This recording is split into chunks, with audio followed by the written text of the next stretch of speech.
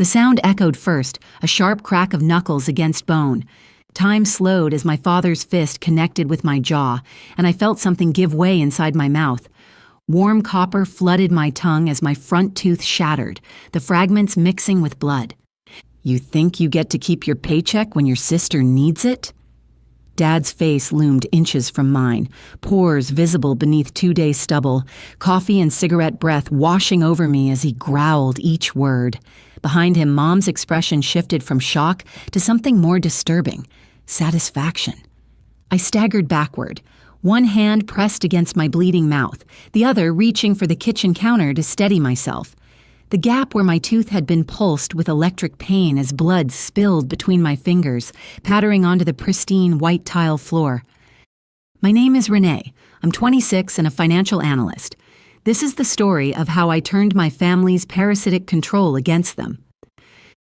"Parasites should learn to obey," Mom said, her voice light, almost sing-song as she watched me bleed. The word parasite hung in the air, their favorite term for me, despite the fact that half my salary already went toward supporting them.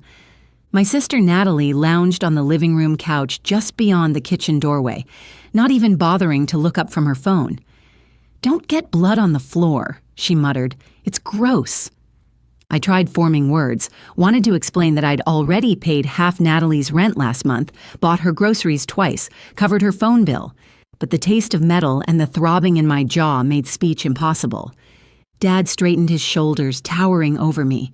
"You'll transfer your entire salary by tonight, or I'll make sure you can't work at all." His voice dropped to that dangerous register I'd known since childhood, the tone that meant consequences were coming. Natalie finally glanced up from her screen, smirking. "She has a point," she said to Mom. "You can't just let parasites walk around thinking they have rights." They laughed together as though sharing an inside joke. I stumbled toward the sink, needing to rinse the blood away, reaching for a paper towel. Mom yanked the roll from my grasp. "That's for guests," she said flatly, as though I were a stranger who'd wandered in off the street. Instead, I grabbed a rag from under the counter. It smelled of mildew and old grease.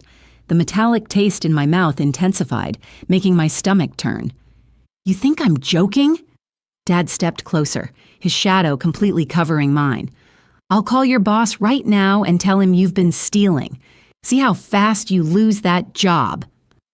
Through the tears blurring my vision, I looked directly at him. The physical pain was nothing compared to the humiliation burning through my chest, settling like a stone in my stomach. Natalie laughed again, still scrolling through her phone. "Make sure you tell him she's unstable, too. No one wants to hire a drama queen." Something shifted within me then, a tectonic plate moving beneath years of built-up pressure. I straightened my back despite my trembling body. They wanted me to break, to beg, to collapse. They fed on reactions. Instead, I looked directly into my father's eyes and said quietly, "You'll regret this." His eyes narrowed, the vein in his temple visibly pulsing. "You're already regretting it," he said, tapping the side of his own tooth in mockery. Mom chuckled, shaking her head as though I were a stubborn toddler refusing vegetables. "You've always thought you were smarter than us," she said, "but you're nothing without family. Remember that." Natalie finally set down her phone, sitting forward with sudden interest. "Actually, let's make this easy," she said, eyes gleaming. "Just give me your banking password. I'll transfer it myself." I stared at her, the audacity almost surreal against the backdrop of my physical pain. "You've lost your mind." Her face hardened. "No, you've lost your place in this family, and it's about to get worse if you keep talking." I walked slowly from the kitchen, one hand still holding my jaw. Dad called after me, "Don't be late with that transfer." Their laughter followed me down the hallway, each note driving into my spine like a nail. Inside my bedroom, I locked the door and sank to the floor. The mirror on my dresser caught my reflection, swollen lip, missing tooth, eyes burning with something beyond tears. I touched the empty space in my mouth and felt something else take root deep inside me. It wasn't just pain or even anger, it was clarity.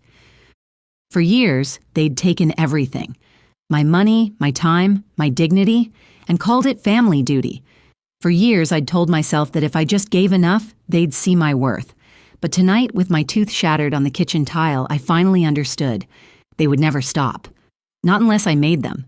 And I wasn't going to make them pay with fists or screaming. I was going to make them choke on something much bigger, something they couldn't spit out.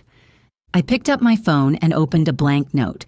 With hands still trembling, no longer from fear but from purpose, I began typing the first pieces of a plan I'd never dared imagine before. I didn't sleep that night. The throbbing in my jaw kept perfect time with the ideas racing through my mind. I lay awake, staring at the ceiling, recalling every time they'd called me a leech, a burden, a mistake. By morning, the pain in my mouth had become background noise compared to the sharp electric focus in my mind. When I walked into the kitchen, Dad was already at the table, coffee mug in hand. Natalie was in her silk robe scrolling through her phone, and Mom was frying eggs as though nothing had happened. "Well," Dad said without looking up, "transfer go through yet?" I didn't answer. I simply set my bag on the counter, pulled out my keys, and headed for the door. "You're not walking out without paying up," he barked. I turned just enough to meet his eyes. "You'll get what's coming." He laughed like I'd told the funniest joke in the world. Mom smirked from the stove. "She's finally learning to threaten like family." I drove straight to work, but not to clock in. After 3 years there, I knew exactly how things ran, where files were kept, who talked to whom, and most importantly, who owed favors. And one person in particular owed me more than one. 3 years ago, I'd covered for my coworker, Vincent, when he'd botched a major client order. It had saved his job, and Vincent had never forgotten it. When I showed him my broken tooth and explained what my parents had done, his eyes widened in shock. "That's insane," he said, voice low. Then he leaned closer. "And I think I can help you." His expression shifted to something calculating. "You know that efficiency system you've been developing for months? The one you never showed anyone?" I nodded slowly. "It's good, real good. But if you want to make it worth something, we need to make sure your name's on it in a way they can't touch." Vincent was right. The project was mine. An efficiency system I'd built for our biggest client. If it worked, it would be worth more than my entire annual salary. And my parents, if they ever caught wind of it, would find a way to bleed it dry. So instead of letting it become company property, I filed the intellectual property rights that very afternoon under my name alone, completely separate from work. That was step 1. Step 2 was personal. I started digging, methodically, deliberately. Every time my parents bragged about their spotless reputation in town, I'd smile silently. I knew better. The unpaid debts they conveniently forgot to mention, the charity events they claimed to donate to but never did, the way Natalie borrowed other people's credit cards and called it loans. It was all there in receipts, emails, and photos I'd kept out of habit.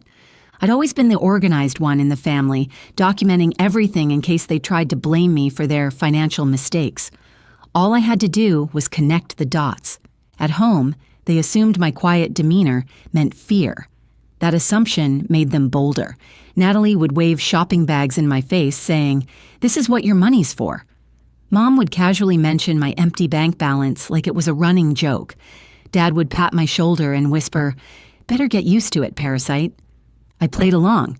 I even transferred them small amounts here and there, just enough to keep them confident I remained under their thumb. Meanwhile, I was building something they couldn't see. By the 3rd week, my plan was complete. It wasn't just about exposing them. That would be too easy. It was about taking away the one thing they valued more than my money, their control. I would make them watch as every door they thought they owned slammed shut in their faces. It started with Natalie. She had an upcoming exclusive fashion event, her golden ticket to a modeling contract she'd been chasing for years. She'd been bragging about it nonstop, telling everyone how she'd finally be the face people notice. I made one phone call, not to ruin the event. No, I wanted her to go, but I wanted her to arrive and see exactly what I'd arranged.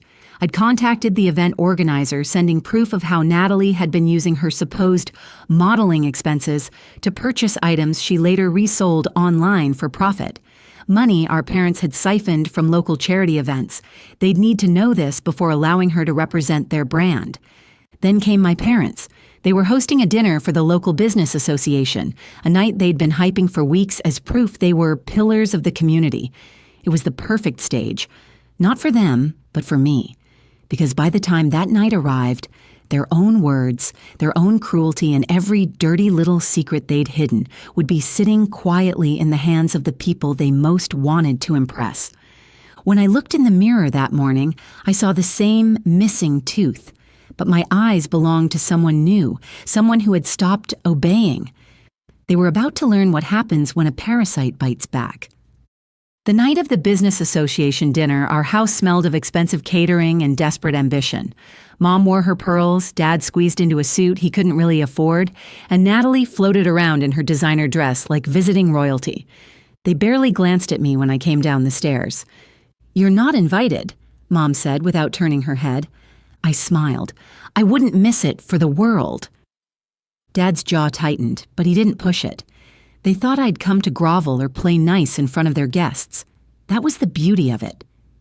As guests began arriving, the dining room sparkled, silverware polished to a shine, crystal glasses standing at attention. I stayed near the edge of the room, silent, watching the performance unfold. Every handshake Dad gave was calculated. Every compliment Mom offered was rehearsed. Natalie busied herself live-streaming her outfit to her followers, positioning herself for flattering angles beneath the chandelier. Then I saw him. Mr. Kingsley, the association president, a man whose approval Dad had chased for years. And in his hand was the thick, sealed envelope I'd sent 2 days earlier, delivered to his office by courier, with instructions to bring it to tonight's dinner. Inside that envelope was everything. The unpaid contractor bills my parents pretended didn't exist. Proof they'd funneled money from charity events into Natalie's personal account. Audio recordings of them bragging about manipulating neighbors for favors. And just for impact, a neat little note quoting my mother. Parasites should learn to obey. Mr. Kingsley didn't approach them right away. He waited until every key guest was present, conversations flowing, wine glasses filled. Then he walked deliberately to my father, envelope in hand. I watched Dad's face transform from smug to stone in seconds. Mom leaned in, reading over his shoulder, her pearl necklace trembling against her neck as her breathing quickened. Natalie stopped mid-laugh, glancing between them as the atmosphere shifted. Whispers started. People who'd been smiling minutes before now stared with furrowed brows.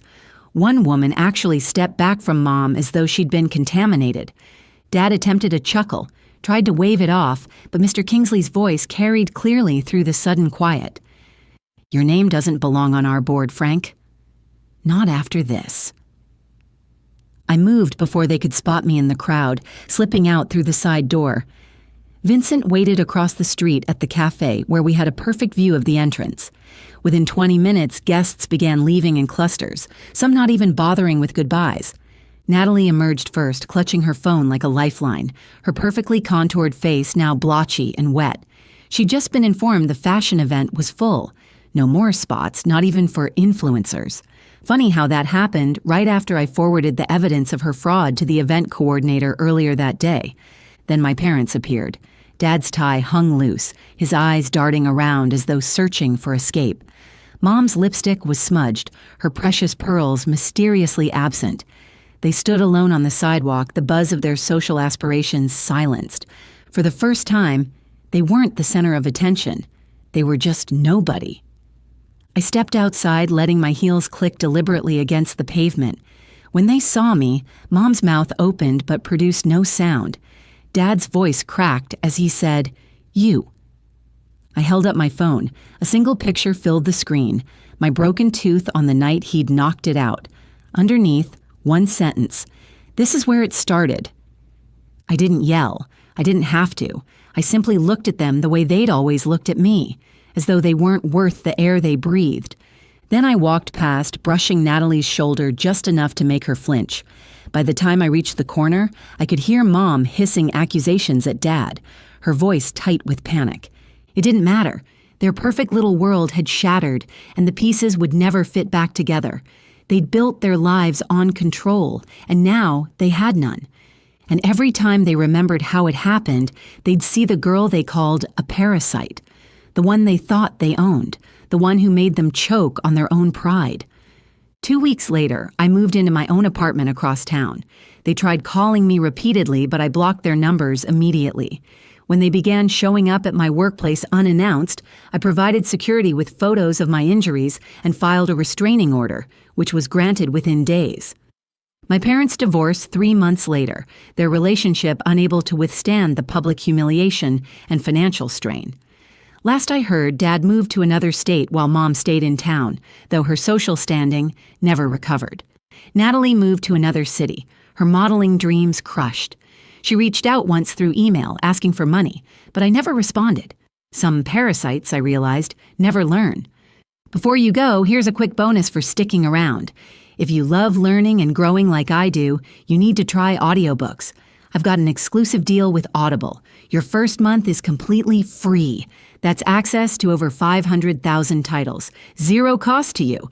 All the details are waiting in the description. Don't miss this one.